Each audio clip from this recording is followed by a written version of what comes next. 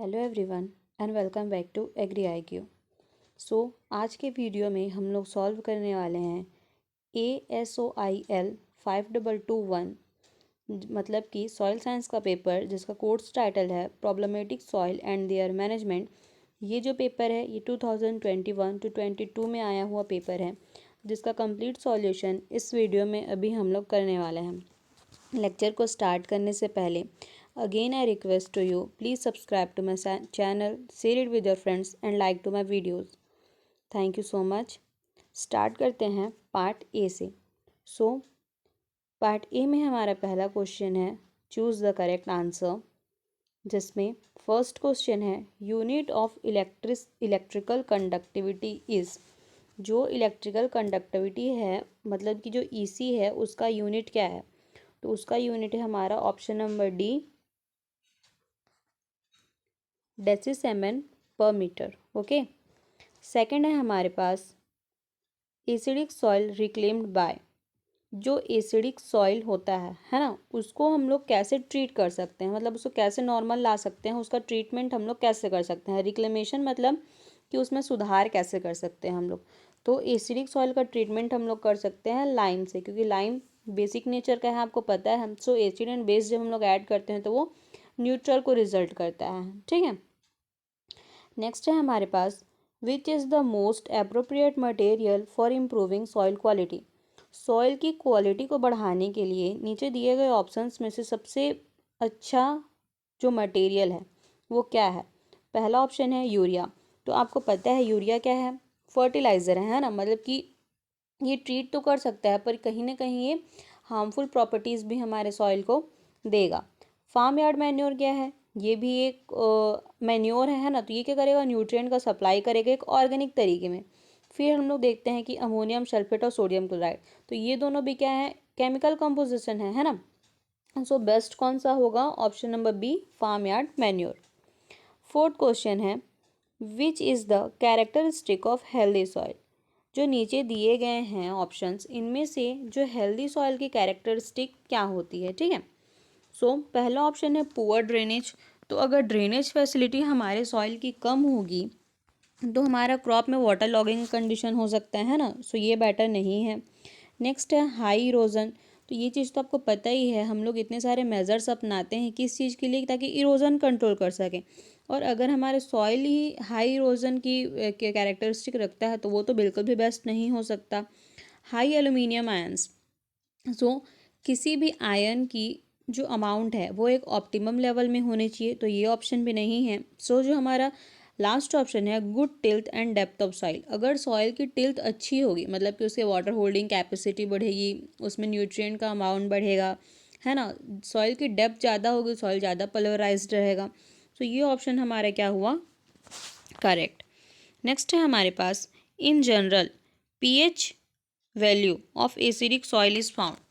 pH scale के बारे में आप सबको पता है ना, कि जो 7 से नीचे जो आते हैं 1 to 7 ये एसिडिक नेचर को शो करते हैं, और जो 7 से अबव होते हैं एक स्केल में, मतलब एक pH स्केल में 1 to 14 नंबर रहते हैं, ये हमारा 1 और ये रहता है 14 तक, है ना। ये हमारा 7 जिसको हम लोग न्यूट्रल पॉइंट कंसिडर करते हैं, इधर रहता है एसिडिक और ये होते हैं बेसिक प्रॉपर्टीज़ के। क्या है, एसिडिक सॉइल की pH स्केल क्या होगी, मतलब pH वैल्यू क्या होगी। क्या होगी 4.5 to 6.5। क्लियर है। नेक्स्ट है हमारे पास सेकंड क्वेश्चन जो कि है fill in the blanks. Fill in the blanks में हम लोग देखते हैं पहला क्वेश्चन कि जो जिप्सम है उसका केमिकल फॉर्मूला क्या होता है। तो जिप्सम का केमिकल फॉर्मूला है CaSO4.2H2O। ओके। नेक्स्ट है हमारे पास dash method is used for reclamation of saline soil. जो सलाइन सॉइल है ना, उसके रिक्लेमेशन के लिए हम लोग कौन सा मेथड यूज़ करते हैं। तो हम लोग जो हमारी सॉइल है उसमें होती है लीचिंग की प्रॉपर्टीज़, जिसको हम लोग सलाइन सॉइल के रिक्लेमेशन के लिए यूज़ करते हैं। नेक्स्ट है हमारे पास electrical conductivity of saline sodic soil.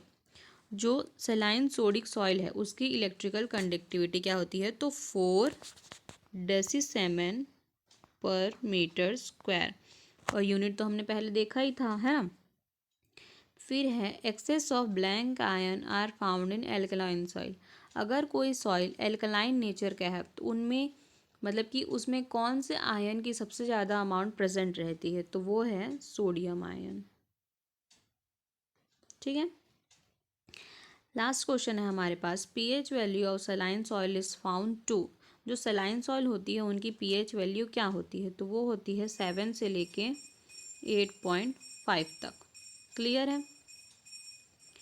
Next है हमारे पास क्वेश्चन नंबर 3 जो कि है match the following. Match the following में हमें सॉइल के टाइप्स दिए गए हैं, उनकी क्लासिफिकेशन के बारे में पूछा गया है ना। तो सबसे पहले देखते हैं कि जो सॉइल की केमिकल प्रॉपर्टीज़ होती हैं उनके कारण से क्या होता है। तो सॉइल की केमिकल प्रॉपर्टीज़ से होता है हमारा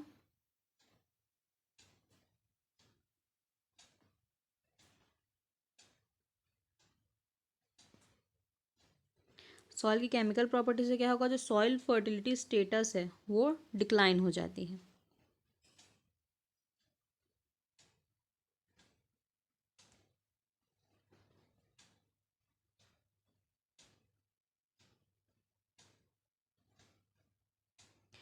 ऑप्शंस दिए गए हैं स्क्रैपिंग ऑफ सॉल्ट, है ना। तो स्क्रैपिंग ऑफ सॉल्ट ऑप्शन के थ्रू जाते हैं हम लोग, ठीक है। सो सबसे पहले जो हमारा लास्ट ऑप्शन है लैंड कैपेबिलिटी क्लासिफिकेशन, ये तो क्लियर है कि ये क्लासेस में डिवाइड होता है ना।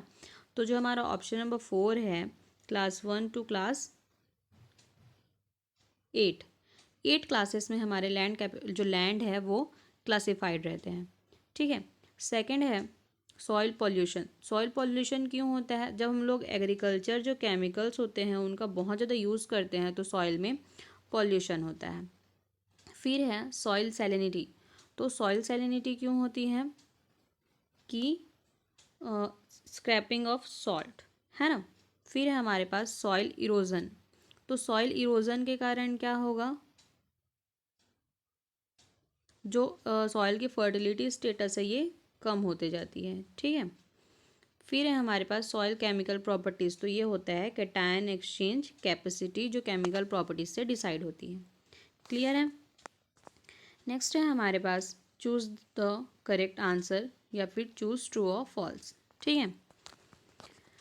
सो स्टेटमेंट्स दिए गए हैं और वो स्टेटमेंट ट्रू है या फॉल्स है ये अपने को बताना है, ठीक। सो पहला स्टेटमेंट है exchangeable sodium percentage is found to be less than 15% in acidic soil. जो एसिडिक सॉइल होते हैं इनमें जो सोडियम परसेंटेज होता है वो लेस देन 15 होता है। तो ये स्टेटमेंट क्या है, ट्रू है, ठीक है। फिर है हमारे पास pyrite is applied for reclamation of saline soil. Saline soil का हमने देखा कि रिक्लेमेशन के लिए हम क्या करते हैं, लीचिंग करते हैं, है ना। उसके लिए कोई जो मटेरियल है वो यूज़ नहीं किया जाता है। तो ये स्टेटमेंट हमारे क्या हुआ, फॉल्स हुआ। Soil erosion is not affected by deforestation. ये स्टेटमेंट तो आपको पढ़ने की ही ज़रूरत नहीं है ना। डिफॉरेस्टेशन से ऑब्वियस सी बात है हम डिफॉरेस्टेशन स्टॉप कर रहे हैं ताकि सॉइल इरोजन कंट्रोल कर सकें। तो ये चीज़ बिल्कुल भी नहीं हो सकता। तो ये स्टेटमेंट भी हमारा क्या हुआ, फॉल्स हुआ। फिर है acidic soil form in high rainfall areas. जहाँ पे रेनफॉल का अमाउंट ज़्यादा रहता है या ज़्यादा होता है जहाँ रेनफॉल, वहाँ पे एसिडिक सॉइल का फॉर्मेशन होता है। तो ये स्टेटमेंट क्या है, ट्रू है। और इसका डिस्क्रिप्शन आपको पार्ट बी में पूछा भी गया है, ठीक है। फिर है acid soil are dominated on eastern India. तो ये भी क्या है, ट्रू है। फिर है हमारे पास पार्ट बी। पार्ट बी में हमारा पहला क्वेश्चन है acidic soil and there formation. मतलब कि पहले आपको बताना है कि एसिडिक सॉइल क्या होता है, फिर उनका फॉर्मेशन किस रीज़न से होता है, ठीक है। Acid soil are those that have a pH value of less than 5.5 for most of the year. They are associated with a number of toxicities, aluminium, as well as deficiencies, molybdenum and other plant restricting condition. तो ये हुआ आपके acidic soil का definition, है ना। जैसे कि मैंने आपको पार्ट ए में भी बताया था। तो एसिडिक सॉइल क्या है, तो ऐसे सॉइल्स जिनका पीएच वैल्यू बहुत ईयर तक कंटिन्यूसली 5.5 से कम बना हुआ रहता है ना। या फिर जिनमें जो टॉक्सिसिटी लेवल है आयंस की, जैसे कि एल्यूमिनियम की ये ज़्यादा होती है, या फिर मॉलिब्डेनम जैसे आयंस की डिफिशियंसी होती है, ठीक है। तो ये क्या होते हैं, एसिडिक सॉइल होते हैं। फिर देखते हैं हम लोग कि इसका फॉर्मेशन कैसे होता है। Acid soil are predominantly found in area of high rainfall, leaching away of soluble basic salt of potassium, calcium, magnesium, and sodium from soils due to high rainfall leave behind high amount of oxides and silicates of aluminium, iron, silicon, and manganese that are insoluble and highly acidic.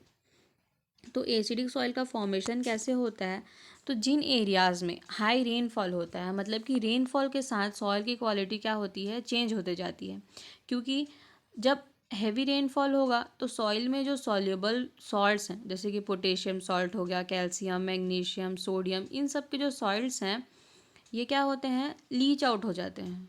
ठीक है, और वो पीछे क्या छोड़ जाते हैं, तो ऑक्साइड्स और सिलिकेट्स छोड़ देते हैं, जैसे कि एल्यूमिनियम हो गया, आयरन हो गया, सिलिकॉन हो गया, मैग्नीज हो गया, जो कि क्या होते हैं, इनसॉल्यूबल हैं। और यही रिजल्ट है हमारे एसिडिक सॉइल का फॉर्मेशन का।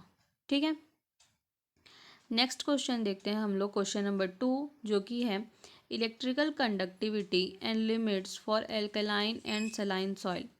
जो एल्कलाइन सॉइल है और सलाइन सॉइल है उनकी इलेक्ट्रिकल कंडक्टिविटी क्या होती है और उसकी लिमिट क्या है। ठीक है, सो सॉइल इलेक्ट्रिकल कंडक्टिविटी, जिसको शॉर्ट फॉर्म में ईसी से डिनोट किया जाता है, measures the ability of soil water to carry electrical current.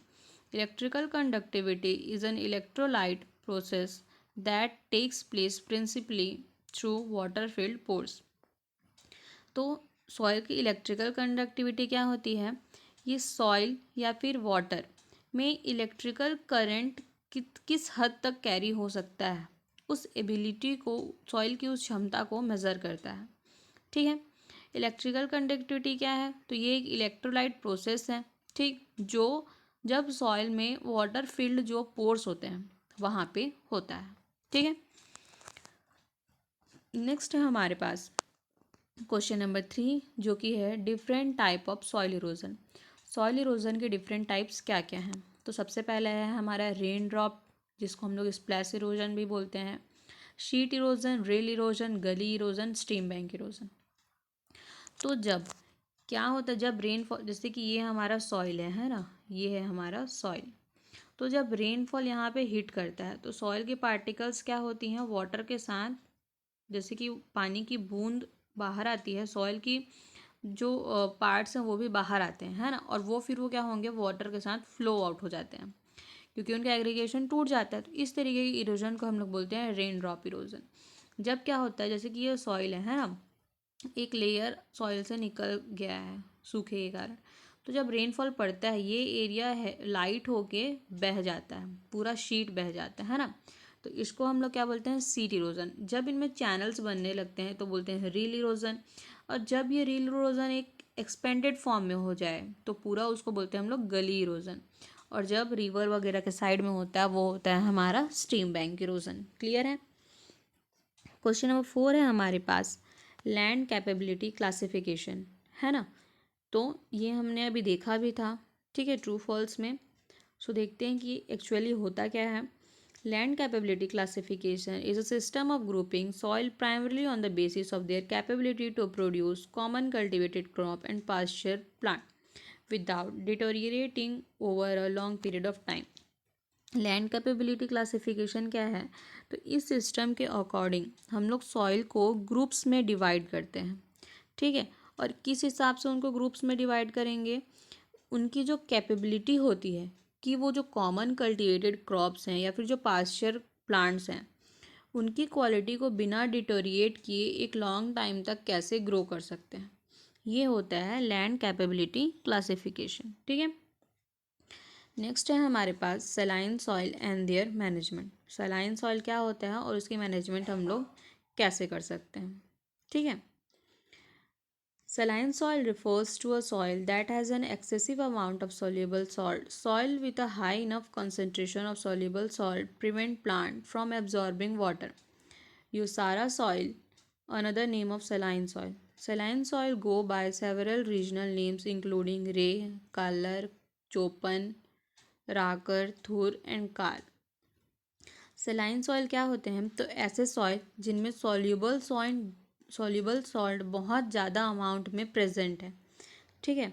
और इनमें जो सॉल्युबल सॉल्ट है उनका कंसंट्रेशन बहुत ज़्यादा होता है, ठीक। सलाइन सॉइल को बाकी नेम से भी जाने जाते हैं, जैसे कि रे हो गया, कालर हो गया, चोपन हो गया, राकर, थुर एंड कार। ओके, अब क्वेश्चन के सेकंड पार्ट में हमसे पूछा गया है उनकी मैनेजमेंट हम लोग कैसे कर सकते हैं। तो सलाइन सॉइल की 3 तरीके से मैनेजमेंट कर सकते हैं। There are 3 ways to manage saline soil. First, salt can be moved between the root zone by applying more water than the plant need. This method is called leaching requirement method. जो पहला method है ये इसको हम लोग बोलते हैं leaching requirement method. इसमें क्या किया जाता है, तो जो रूट जोन है प्लांट का वहाँ पे हम लोग ज़्यादा से ज़्यादा पानी अप्लाई करते हैं, ठीक है, ताकि क्या हो, वो लीच आउट हो जाए, इसीलिए इसको कहा जाता है leaching requirement method. The second method where soil moisture condition dictate combining the leaching requirement method with artificial drainage. Second method में क्या होता है कि जो लीचिंग मेथड हम लोग कर रहे हैं उसके साथ साथ हम लोग एक अच्छा ड्रेनेज चैनल बना देते हैं ताकि दोनों तरीके से जो कंपाउंड्स हैं वो बाहर निकल जाएं। थर्ड है हमारे पास salts can be moved away from the root zone to location into the soil other than below the root zone where they are not harmful. This third method is also called manage accumulation. Third method को हम लोग बोलते हैं manage accumulation. इसमें हम लोग क्या करते हैं, जैसे कि पहले दोनों मेथड में हम क्या कर रहे हैं, रूट जोन से रिमूव कर रहे हैं, है ना, पर इसको हम लोग रूट जोन के अलावा दूसरे पार्ट से भी रिमूव करने की कोशिश करते हैं, ठीक है। नेक्स्ट है हमारे पास क्वेश्चन नंबर 6 जो कि है flooded soil and their management. Flooded soil क्या होते हैं और उनकी मैनेजमेंट हम लोग कैसे करेंगे। So flooded soil now known as hydric soil are characteristic of wetland and irrigated field crop to rice paddy soil. In them water covers the soil or is present either at or near the surface of soil all year or for varying period of time during the year. The following flooded soil क्या होते हैं, तो अभी के condition में flooded soil को हम hydric soil भी बोलते हैं, है ना।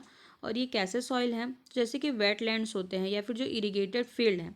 इरिगेटेड फील्ड मतलब जैसे कि राइस के फील्ड में हम लोग क्या करते हैं, प्लेंटी ऑफ वाटर प्रोवाइड करते हैं, ठीक है। तो ऐसे कंडीशन के सॉइल हैं तो जब सॉइल को वाटर पूरी तरीके से कवर कर लेता है, ठीक है, या तो उसकी सरफेस पे या फिर ऑल अराउंड, है ना, इसको हम लोग क्या बोलते हैं, फ्लडेड सॉइल बोलते हैं। फिर है इसकी मैनेजमेंट। तो मैनेजमेंट कैसे करेंगे हम लोग, the following are a few management option that need to be considered, land levelling and sand cleaning. Sand removal depends on the depth of accumulation. Sand a few inches 2 to 4 inch deep can be incorporated in soil using normal field operation. हम लोग क्या कर सकते हैं कि जैसे कि हमने क्या देखा कि फ्लडेड सॉइल क्या है कि उसमें वाटर पूरी तरीके से सॉइल को कवर करके रखता है। तो अगर हम लोग उसमें सैंड की लेवलिंग कर देते हैं, है ना, मतलब सैंड अप्लाई कर देते हैं या फिर लैंड क्लीनिंग कर देते हैं, लैंड क्लीनिंग करेंगे तो क्या होगा, जो ऊपर का पल्वराइज लेयर है सॉइल का वो रिमूव होगा, है ना, तो कहीं ना कहीं ये वाटर की जो सोकिंग है वो बढ़ेगी। सो फ्लडेड सॉइल कंडीशन से ओवरकम कर सकते हैं। फिर अगर हम लोग उसमें अप्लाई करते हैं सैंड, तो सैंड आपको पता है पोरोसिटी ज़्यादा प्रेजेंट रहती है ना, तो वाटर डीप डाउन जाने के चांसेस बढ़ जाते हैं, ठीक है। ये सब हुए इसके management.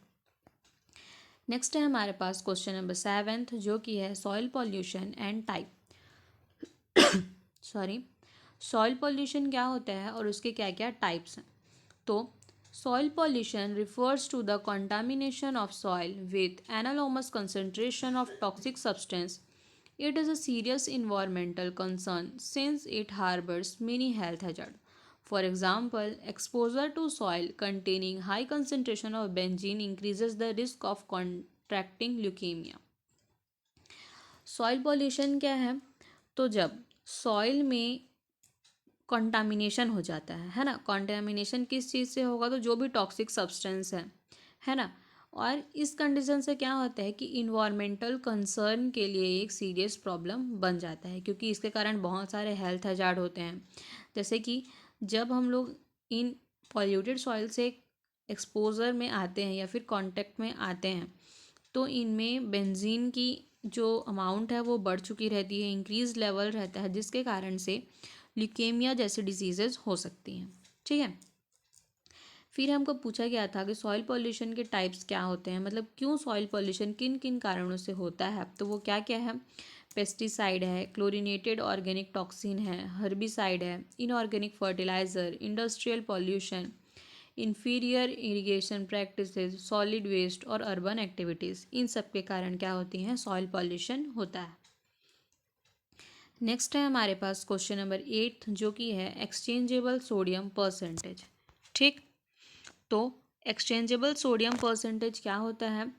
The exchangeable sodium percentage ESP measures the proportion of cation exchange site occupied by sodium. Soils are considered sodic when the ESP is greater than 6 and highly sodic when the ESP is greater than 15. ESP क्या होता है, मतलब कि exchangeable sodium percentage क्या होता है। तो जो सॉइल में कैटायन एक्सचेंज की साइट्स होती हैं और उन साइड्स को सोडियम कवर्ड करके रखता है, उस प्रपोर्शन को हमारा ESP मेज़र करता है। सॉइल को सोडिक कंसिडर किया जाता है जब उसकी ESP क्या होती है, 6 से कम होती है, और जब उसकी ESP 15 से ज़्यादा होती है तो उसको हाईली सोडिक सॉइल बोला जाता है। क्लियर है। नेक्स्ट है हमारे पास क्वेश्चन नंबर 9 जो कि है active and reserve acidity. Active acidity क्या होता है और रिजर्व एसिडिटी क्या होता है। ठीक है, तो active acidity is the hydrogen ion concentration in the soil, water और moisture. This hydrogen ion are in solution. Reserve acidity refers to hydrogen ion bound up in soil particles and not dissolved in the solution. Active acidity क्या होता है कि soil में जो hydrogen ion का concentration present है ना, soil के वाटर में चाहे सॉइल के मॉइस्चर में, और ये क्या होते हैं, हाइड्रोजन आयन एक सॉल्यूशन में प्रेजेंट होते हैं, ये होता है हमारा एक्टिव एसिडिटी। लेकिन रिजर्व एसिडिटी क्या होता है, जो हाइड्रोजन आयन सॉइल के पार्टिकल्स में बाउंड हैं और वो सॉल्यूशन में डिजॉल्व नहीं होते हैं, ये होता है हमारा रिजर्व एसिडिटी। सो क्या देखा हमने कि एक्टिव एसिडिटी में हाइड्रोजन आयन का कंसंट्रेशन तो है लेकिन वो सॉइल की वाटर और मॉइस्चर में डिजॉल्व होते हैं, मतलब एक सॉल्यूशन फॉर्म में प्रेजेंट हो सकते हैं। लेकिन रिजर्व एसिडिटी में ऐसा नहीं होता है, वो सॉइल की पार्टिकल से बाउंड होता है। क्लियर है। नेक्स्ट है हमारे पास क्वेश्चन नंबर 10 जो कि है soil erosion by water and it's management. Soil का इरोजन वाटर से कैसे होता है और उसकी मैनेजमेंट हम लोग कैसे कर सकते हैं। So, soil erosion is the denudation or wearing away of the upper layer of soil. It is form of soil degradation. This natural process is caused by the dynamic activity of erosive agent, that is water, ice, snow, air, plant and animals. तो water से soil का erosion कैसे होता है ये मैंने आपको rain erosion में बता ही चुका है ना, कि क्या होता है जब अगर रेनफॉल के थ्रू हो रहा है तो वाटर की जो मॉलिक्यूल्स हैं या ड्रॉप्स हैं वो जब हिट करती हैं सरफेस को तो वो अपने साथ सॉइल के पार्टिकल्स को भी फ्लो कर लेती हैं। लेकिन सॉइल इरोजन जब हम लोग देखते हैं तो ये क्या है कि अपर लेयर का जो सॉइल होता है ना, वो वाटर की डायनेमिक एक्टिविटीज़ जैसे कि वाटर के हाई वेलोसिटी से फ्लो होने के कारण, आइस के मेल्ट होने के कारण, स्नो वगैरह से, एयर, इन सब से क्या होता है, सॉइल का इरोजन होता है।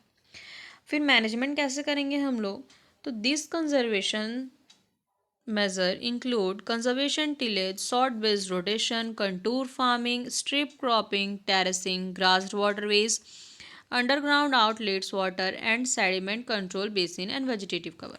इन सब को मैनेज करने के लिए हम लोग क्या कर सकते हैं, तो कंजर्वेशन टिलेज करेंगे। टिलेज करने से क्या होता है कि सॉइल की जो पोरोसिटी है वो बढ़ जाती है ना, जिसके कारण डीप डाउन वाटर रिचार्ज होने लगता है। ठीक, कंटूर फार्मिंग से क्या होगा, contour farming, strip cropping, terracing, ये तीनों फैक्टर क्या मैटर करते हैं कि एक सरफेस प्रोवाइड करते हैं ताकि वहाँ से सॉइल में अब्जॉर्प्शन हो सके। फिर है हमारे पास ग्रास्ड वाटरवेज। ग्रास्ड वाटरवेज क्या है, तो जैसे कि अगर कोई फील्ड में क्रॉप प्रेजेंट नहीं है और वहाँ डायरेक्टली सॉइल से वाटर का कांटेक्ट होता है, तो वो क्या करता है, सॉइल पार्टिकल्स को अपने साथ फ्लो आउट कर लेता है, तो इरोजन होता है ना। पर अगर हम लोग जो वाटर फ्लोइंग चैनल है या फिर जो वे है वहाँ पे हम लोग ग्रास लगा देते हैं नॉर्मली, है ना, ग्रास से फिर कोई भी प्लांट्स, तो क्या होता है, वाटर की वेलोसिटी कम हो जाती है। क्यों कम होती है, उसको पास होना रहता है ग्रासेस से, और ग्रासेस क्या करके रखे हैं, जो सॉइल है उनकी रूट, ग्रासेस की रूट्स जो हैं वो सॉइल को होल्ड करके रखती हैं, तो इनके साथ इरोजन नहीं होता है। ठीक है। वेजिटेटिव कवर भी सेम है, अपन क्या करते हैं, नॉर्मली क्रॉप को फील्ड में कवर कर देते हैं ग्रो करके। ठीक है, ये हुआ हमारा सॉइल इरोजन और उसके मैनेजमेंट। नेक्स्ट है हमारे पास क्वेश्चन नंबर 11 जो कि है soil health and improvement. Soil health क्या होती है और उसकी इम्प्रूवमेंट हम लोग कैसे कर सकते हैं। सो सॉइल हेल्थ क्या है, soil health is defined as the continued capacity of soil to function as a vital living ecosystem that sustains plant, animal, and human. Healthy soil gives a clean air and water, bountiful crops and forest, productive grazing land, diverse wildlife, and beautiful landscapes.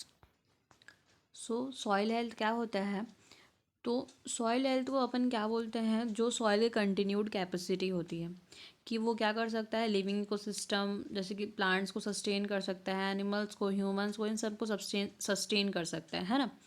Healthy soil से क्या होता है कि वो एक clean air provide करता है, clean water provide करता है, जो क्रॉप्स होते हैं वो बहुत बाउंटीफुल होते हैं, फॉरेस्ट को सपोर्ट करता है, ग्रेजिंग लैंड्स जो होते हैं वो प्रोडक्टिव होते हैं, और उस सॉइल के थ्रू डाइवर्स जो वाइल्ड लाइफ वो हमको मिलता है। तो इसको हम लोग क्या बोलते हैं, सॉइल हेल्थ बोलते हैं। और इसकी इम्प्रूवमेंट कैसे कर सकते हैं हम लोग, तो keep soil covered with living vegetation और crop residue. Residue protects soils from moisture and temperature extremes. For example, residue allows earthworm to adjust gradually to decreasing temperature, reducing their mortality by enhancing rainfall infiltration. Residue also provide more water for crops. तो क्या होता है कि अगर हम लोग soil को covered रखते हैं, उसमें वेजिटेशंस प्लांटेड रखते हैं, है ना, तो ये हमारे सॉइल, उनकी जो रेसिड्यूज़ होती है वो सब हमारे सॉइल को किस चीज़ से प्रोटेक्ट करती हैं, तो मॉइस्चर को होल्ड करने में प्रोटेक्ट करती हैं, टेम्परेचर को मेंटेन रखती है। जैसे कि जो रेसिड्यू हैं वो क्या होता है, अर्थवर्म को अलाउ करती है ग्रो होने के लिए, है ना, जिसके कारण टेम्परेचर डिक्रीज होता है, फर्टिलिटी बढ़ती है, मॉर्टेलिटी कम हो जाती है। ठीक है, और रेनफॉल की इनफिल्ट्रेशन भी इन सब कारणों से बढ़ती है। तो ऐसे हम लोग सॉइल की हेल्थ को इम्प्रूव कर सकते हैं। फिर हमारे पास पार्ट बी का लास्ट क्वेश्चन है irrigation water and it's criteria. Irrigation water क्या होता है और उसकी क्राइटेरिया क्या क्या है, इसको देखते हैं। Irrigation water means water used on commercial crop, garden vegetable, tree, bushes and plant and supplied by public or private system from any source. Irrigation water means not tested and non potable well water used for irrigation purpose.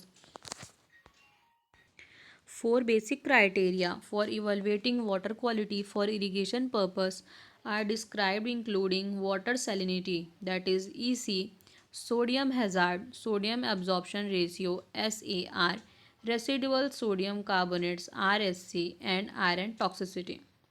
So irrigation water क्या होता है, तो वो amount of water जो हम लोग commercial crop हो गया, गार्डन वेजिटेबल हो गया, ट्री हो गया, बसेस हो गया, प्लांट्स हो गया, उनको सप्लाई करते हैं हम लोग इरिगेशन के लिए, चाहे वो टेस्टेड हो चाहे वो नॉन टेस्टेड है ना, उनको हम लोग यूज़ कर रहे हैं हमारे इरिगेशन पर्पज़ के लिए, तो उस अमाउंट ऑफ वाटर को हम लोग क्या बोलते हैं, इरिगेशन वाटर बोलते हैं। अब जो उसकी इवेल्युएशन की चार बेसिक क्राइटेरिया होती है वो क्या क्या होती है, तो वाटर की सैलिनिटी से इवेलुएट करेंगे हम लोग, जो है सोडियम हैज़ार्ड्स हैं, मतलब कि सोडियम एब्जॉर्प्शन जो रेशियो है उसके अकॉर्डिंग इवेलुएट करेंगे, जो रेसिडुअल सोडियम कार्बोनेट है RSC उसके अकॉर्डिंग इवेलुएट करेंगे, और चौथा है हमारा जो आयन की टॉक्सिसिटी लेवल उस सॉइल में प्रेजेंट है उसके अकॉर्डिंग हम लोग उसको इवेल्युएशन करते हैं या फिर उसके क्राइटेरिया को कैटेगराइज करते हैं। तो ये हुआ हमारा part A and part B. Next हम लोग देखेंगे नेक्स्ट लेक्चर में part C and part D हम लोग सॉल्व करेंगे। तब तक के लिए अगर अभी तक आपने मेरे चैनल को सब्सक्राइब नहीं किया है, again I request to you please subscribe it, share it with your friends and like to my videos. Thank you so much.